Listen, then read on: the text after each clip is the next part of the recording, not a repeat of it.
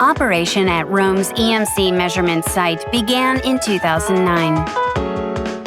The series gazes of the technicians pass through the two anechoic chambers and shielded room. What is being waged here every day is an invisible battle against noise generated by countless electronic components.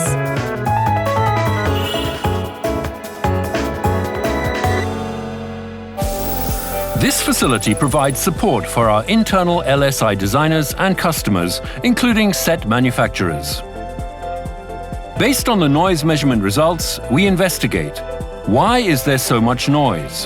Which direction should we take to improve?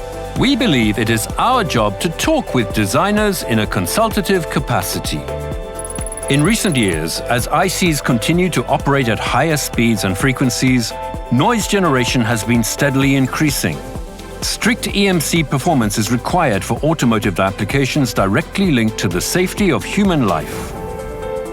Particularly in today's vehicles with a wide variety of densely integrated electronic parts, the radio wave and noise environments can be quite severe. Tests are done almost every day in our vehicle testing anechoic chamber. The part that I am working on is an op-amp that amplifies weak signals from sensors. Noise can be picked up and induce malfunctions and misjudgments that can lead to serious accidents. In recent years, there has been an increasing demand for the op-amp component, featuring high noise immunity in the industry. However, it has been difficult to improve noise immunity, an area that even our competitors have not been able to tackle. To be honest, I thought it was completely impossible at first. But thanks to the active cooperation of members at the EMC site, we were able to create a mindset of, let's take on the challenge anyway. So after experimenting with various circuit formats, it turned out that the proposal originally planned to be rejected had the best noise immunity by far.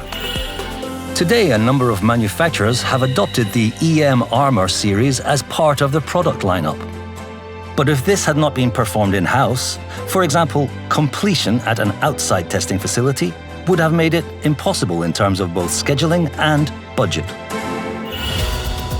At the same time, in the area of EMI countermeasures to suppress noise generated by the ICs themselves, regulations are becoming stricter as product development progresses rapidly.